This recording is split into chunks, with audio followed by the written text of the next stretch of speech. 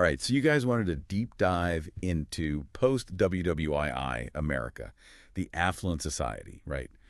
Shiny cars, those sprawling suburbs, picture-perfect families on TV. Well, guess what? It wasn't as rosy as it seemed. Yeah, it's interesting, right? This era, always romanticized, for all that prosperity, but actually a time of huge social and economic upheaval. Exactly, and we're going to uncover some serious contradictions, all thanks to the American Yawp. Buckle up. So imagine it's right after World War II, okay? America's economy is booming like crazy. Wages are soaring, everyone's spending money, and the suburbs are popping up. I mean, left and right. Think Levittown, all those rows of identical houses promising the American dream. Gotta remember, though, this boom, right? It comes after years of hardship, the Depression, World War II. Imagine going from rationing, to suddenly supermarkets overflowing with food. Yeah, from wartime anxiety to having a brand new home. That sudden abundance, it must felt miraculous to a lot of people. It really is key to understanding the whole era, all the complexities. And speaking of new homes, get this. TV ownership just exploded. Went from like 12% of households to a whopping 87% in just 10 years. It was like everyone suddenly had this window into like this perfect world, and cars, forget about it, car ownership skyrocketed, making those suburbs possible and feeding this feeling of freedom. Possibility. Yeah, but this is where things get a little less perfect. See, Levittown, that poster child for, suburban bliss. Yeah, it was racially segregated. Just one example of well, the deep inequalities simmering beneath the surface of this so-called affluent society. Wait, segregated? I mean, come on, the land of the free, home of the brave, that doesn't sound like equal opportunity to me. You got it. And while the economy was booming for some, government policies actually ended up, well, creating and reinforcing this racial segregation. We're talking about the Homeowners Loan Corporation, HOLC, and the Federal Housing Administration, or FHA. These programs, they were designed to make homeownership easier, right? But they ended up having the opposite effect for Black Americans and other minorities. So these programs, I mean, they were meant to HOL people achieve the American dream, were actually discriminatory. How does that even work? The source calls it, and this is a powerful term, redlining. The HOLC, they created maps that actually outline neighborhoods that they considered hazardous for investment. And guess what? Those areas were mostly minority communities. They even used terms like, subversive racial elements. Can you imagine being denied a loan just because of your race or where you lived? Wow. I mean, that's just mind-blowing. It's hard to believe that kind of blatant discrimination was happening, especially, with the government involved. It's a stark reminder that progress, it doesn't always move in a straight line. Eventually, there were legal challenges that chipped away at this discrimination, which led to the Fair Housing Act in 1968. Took that long? The effects of redlining, we're still seeing those today. You think about it, decades of limited access to housing loans and mortgages, it's had a ripple effect, contributing to the wealth gap and the ongoing housing segregation we see now. So the affluent society was basically built on a foundation of inequality for a lot of Americans. And it wasn't just about who missed out on the economic boom, but how the system itself, it was rigged against them. Exactly. And we're just scratching the surface here. Remember all those new houses and cars we talked about? All that suburban sprawl? Well, that came at a cost too.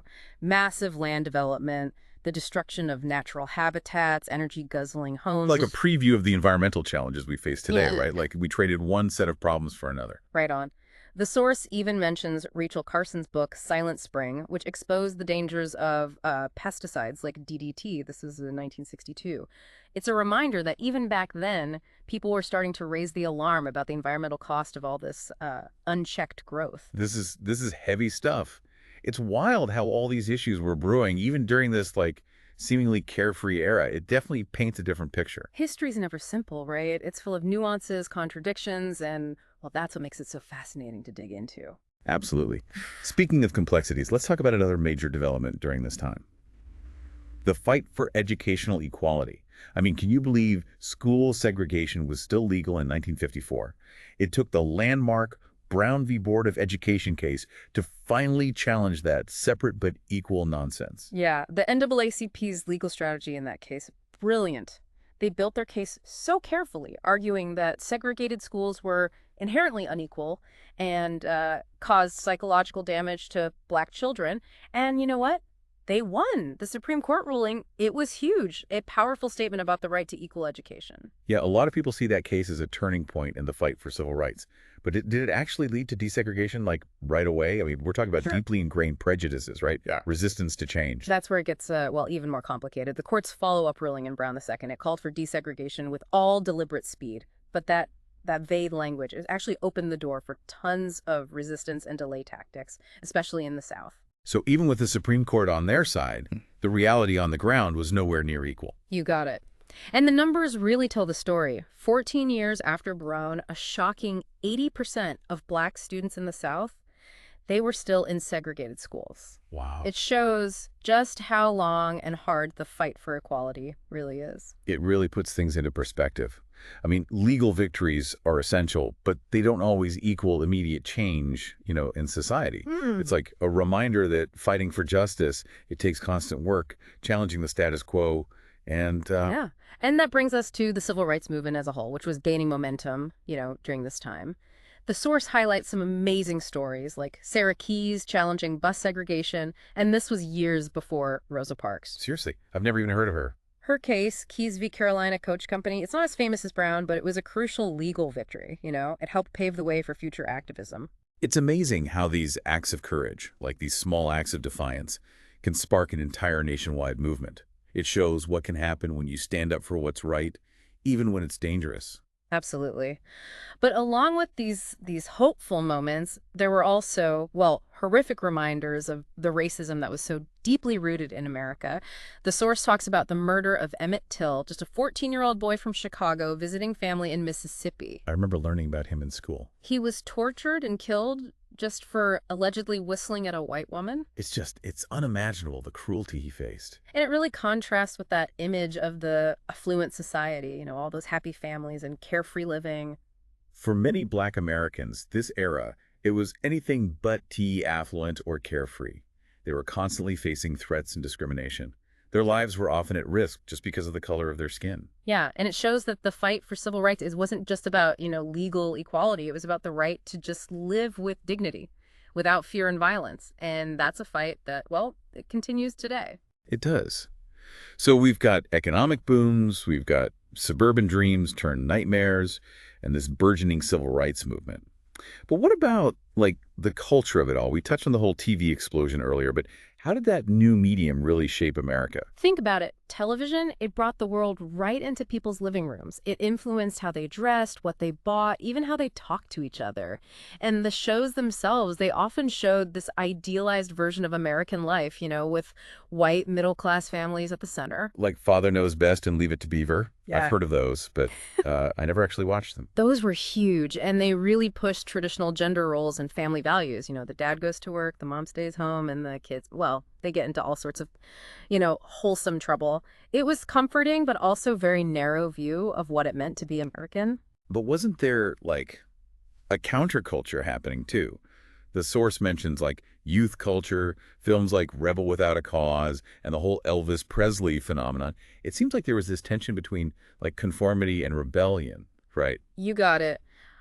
While a lot of Americans were embracing the, conformity and consumerism of the era, others, especially young people, were starting to question things, looking for something more authentic, something that spoke to their own experiences, and anxieties. So it's like these cultural trends reflect all the anxieties and contradictions of the affluent society. On one hand, there's this desire for stability and comfort, but then there's also this yearning for, like, something more, a rejection of the, cookie-cutter ideal. Exactly. And that tension, it just kept growing in the following years as the civil rights movement gained momentum, the Vietnam War escalated, and a whole new generation, well, they demanded a voice. This is incredible. We've covered so much already, and I feel like I'm seeing this era in a whole new light. But before we move on, there's something What's on your mind? You said that television presented this, like, perfect image of American life. But wasn't there a darker side to the media, too? This was the time of McCarthyism and the Red Scare, right? So how did all that paranoia and fear play out? Yeah, you're right to bring that up. The Red Scare, it really cast a long shadow over this whole era, and the media, well, they played a pretty complex role, sometimes even a troubling one. You see, there were legitimate concerns about Soviet espionage and communist infiltration, But that fear, it was often exploited, used for political gain, creating this atmosphere of like suspicion and paranoia. So how did that play out on TV, in the newspapers? Were people like constantly looking over their shoulders, wondering who was a communist? It was more subtle than that. Senator Joseph McCarthy, he was a Republican from Wisconsin. He used his position to make all these public accusations against supposed communists in the government, in the media. And the media, driven by sensationalism and competition, they just amplified his claims. It created this media frenzy that ruined people's lives and really stifled any dissent. It's scary how easily fear can be manipulated and how, like, the media can be used to spread misinformation. Hmm. It reminds me of what we see today with social media and all those conspiracy theories. It's a problem that never goes away, sadly. And back in the 1950s, that fear of communism, it was so strong that even questioning McCarthy's tactics could get you labeled a communist sympathizer. It really chilled free speech and open debate. It's crazy how something as basic as free speech can be so easily, like, threatened, eroded by fear and paranoia. It really makes you appreciate a free and independent press, Yeah. one that can hold those in power accountable. Absolutely. And that's why it's crucial to study history, to understand how these patterns of fear and manipulation, how they've played out before. It helps us recognize and resist those same tactics today. Okay, so we've got Cold War anxieties, economic prosperity for some, but deep inequalities for others, a growing civil rights movement, and this media landscape shaped by fear and, like, a desire for escapism. It's a lot. But what about the political scene? Was it as simple as, those black and white TV families made it seem? Not even close. Remember those idealized families on TV with the wise father who always knew best? Well, in reality, American politics was changing a lot during this time. You mentioned earlier that there was this growing conservative movement, especially in the suburbs. But wasn't the president, Eisenhower, a Republican? I always thought of him as more of a moderate, a war hero who brought stability after World War II. You're right. Eisenhower was a Republican and he was super popular. But the Republican Party itself was kind of going through an identity crisis, you could say. They hadn't had much success in elections since the Depression, and there was a lot of debate about what direction the party should take. So was it like a battle between different groups within the party, like the old guard versus the new kids on the block? Exactly. On one side, you had the traditional conservatives, a lot of them from rural areas, small towns, who wanted to, like, undo the New Deal programs and shrink the government. They believed in personal responsibility, limited government involvement in the economy, and a strong defense against communism. Sounds like the kind of folks who'd fit right in those self-sufficient suburbs we talked about. Right. And this conservative wing of the party, they found their leader in Senator Robert Taft from Ohio. He was a fierce critic of the New Deal and a big advocate for free markets. He represented that traditional, small government conservatism that has deep roots in American history. But you said the Republican Party was having an identity crisis, so there must have been another side to this, right? You got it. On the other side, you had the moderates, guys like Thomas Dewey and Nelson Rockefeller. They were more pragmatic, more willing to adapt to the times. They acknowledged that some government involvement in the economy was needed, social welfare programs, especially after the Depression. So they were more aligned with Eisenhower's middle-of-the-road approach. Exactly. Eisenhower, even though he was a Republican, he was careful about the more extreme parts of his own party.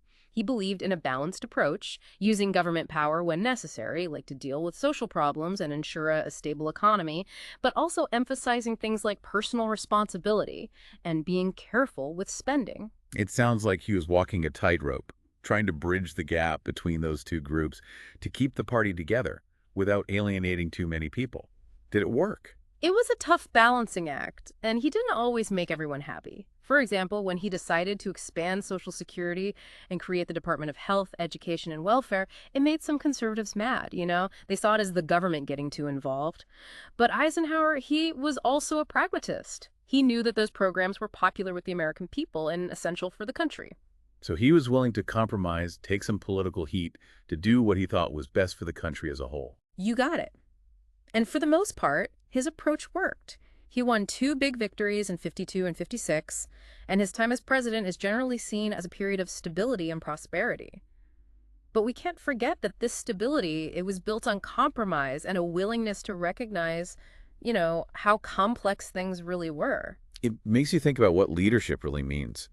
It's not always about picking sides or sticking to, like, rigid ideologies. Sometimes it's about finding common ground, even if it means making tough choices and facing criticism from your own side. Well said. And that's something that's still relevant today. Okay, so we've talked about the battles within the Republican Party, but what about the Democrats?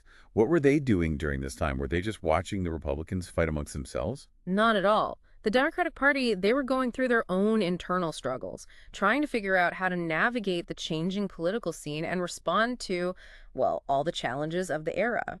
Remember, this was a time of massive social change with the civil rights movement growing and demands for economic equality increasing. Right, so the Democrats were trying to figure out how to appeal to all these different groups while also holding on to their traditional base of working class voters. Exactly. And it wasn't easy. Within the Democratic Party, you had a mix of Northern liberals, who were strong supporters of civil rights and social welfare programs, and Southern conservatives, who were, often resistant to change and really committed to keeping segregation. So both parties had these internal tensions, like they were both struggling to adapt to the times and find a message that resonated with voters. That's right. And this internal conflict within both parties, it had a huge impact on American politics for years to come. As the civil rights movement grew, the Vietnam War divided the country, and a new generation of activists challenged the way things were. This is getting really interesting. It's like we're peeling back the layers of this, seemingly straightforward era and finding all these complexities and contradictions. That's the thing about history. The more you look, the more you realize how much there is to uncover, how much there is to learn. It often challenges our assumptions and makes us think differently about the present, too. So true. Speaking of challenging assumptions, there's one part of the 1950s I'm especially curious about. We talked about the economic boom, the suburbs, the politics, the culture. But what about the role of religion? You're right. Religion, it had a big impact on the social and political landscape of the 1950s. In fact, some historians say that the post-war years saw a real religious revival, especially here in the U.S. Really? I always thought of the 50s as a time of secularism and consumerism. Like people were more focused on buying the latest gadgets than going to church. It might seem that way at first glance, but under that surface of material wealth, there was a yearning for spiritual meaning and moral guidance. And that yearning, it was partly driven by those Cold War fears we talked about earlier. Yeah, I can see how the threat of communism, which was often seen as like this godless ideology, would push people towards religion, like they were looking for comfort and security in their faith. Exactly. And this religious revival wasn't just a personal thing. It affected public life, too. Churches and religious organizations, they became more and more involved in social and political issues, pushing for policies that reflected their values. So how did this resurgence of religion play out in the 1950s? What were some of the big trends and movements? One of the most important was the rise of evangelical Protestantism. Evangelicals really emphasized a personal relationship with Jesus, the authority of the Bible, and the importance of, sharing their faith. And how did this evangelical movement influence the culture and politics of the 1950s? Well, for one thing, it added to the growing conservative movement we've been talking about. A lot of evangelicals had conservative views on social issues. They were against abortion, same-sex marriage. They often supported policies that promoted traditional family values and personal responsibility. So there was this overlap between the religious revival and the changing political landscape. Absolutely. And that overlap, it would only become stronger in the following decades as the religious right emerged as this powerful force in American politics. It's amazing how things that seem unrelated can actually connect and influence each other. That's what's so great about history. It's full of surprises and connections that we might miss at first, but as we dig deeper, we start to see the patterns, how different forces interact to shape our world. This deep dive has been a real eye-opener. We went from shiny cars and suburban dreams to redlining, McCarthyism, and a religious revival. It's a lot to take in. It is, but it's that complexity that makes history so rich and rewarding to explore. Well said. As we wrap up this part of our exploration, I can't help but wonder, how did all these trends, these tensions, these contradictions shape the America we know today? What's the lasting legacy of this affluent society? All right, so we're back for the final part of our deep dive into the affluent society. Kind of wild, right? What started as a look at post-WWII America has turned into this epic exploration of, like, economic booms, social upheaval, cultural shifts, you name it. Who knew the 1950s were so complicated? Yeah, it just goes to show that history is rarely as simple as it seems. And the more you dig, the more you find these fascinating contradictions. For sure. And that's what's made this deep dive so interesting. We've gone way beyond the textbook stuff and really gotten a feel for what the era was actually like. But before we wrap up, I'm curious, how do all these threads, these seemingly separate stories we've been talking about, all come together to shape, like, the America we live in today? What's the legacy of this whole affluent society thing? That's the big question, isn't it? And to be honest, historians are still debating that. But one thing's for sure. The 1950s, for all its contradictions, was a period of huge change that really set the stage for, like, the social and political upheavals of the 60s and beyond. It's like the calm before the storm. Okay, now I'm really intrigued. Tell me more. How did this era of, like, conformity and complacency actually set the stage for such dramatic change? Well, think about that economic boom we talked about. The suburbs, the consumerism, the growing middle class, all of that created a completely new social landscape. People had more money, more free time, more security than ever before. And that led to like a shift in values and expectations. So in a way, that affluence, even though some people saw it as superficial, it actually gave people the space to focus on other issues. Right. When you're not worried about basic survival, you can start thinking about bigger questions. Social justice, individual rights, even like the meaning of life. And that's what began to happen in the 1950s.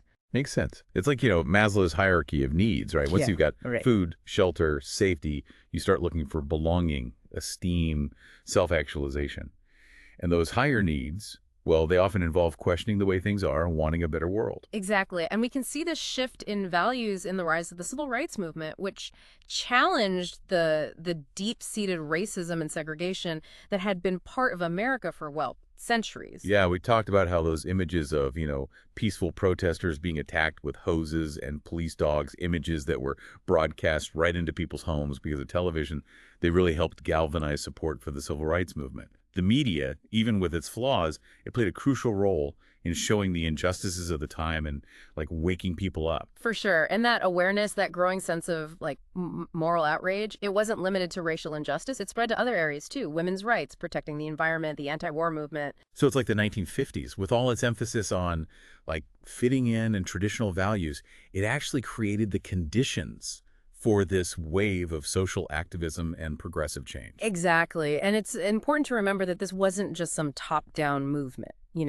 It was happening at the grassroots level, fueled by everyday people who were just done with the inequality and injustice they saw around them. Yeah, that's a powerful point. It's like the affluent society, with its focus on, individual achievement and material success. It accidentally created a generation that was both empowered and disillusioned. They had the means and the freedom to go after their dreams, but they also saw the flaws in the system and the need for real change.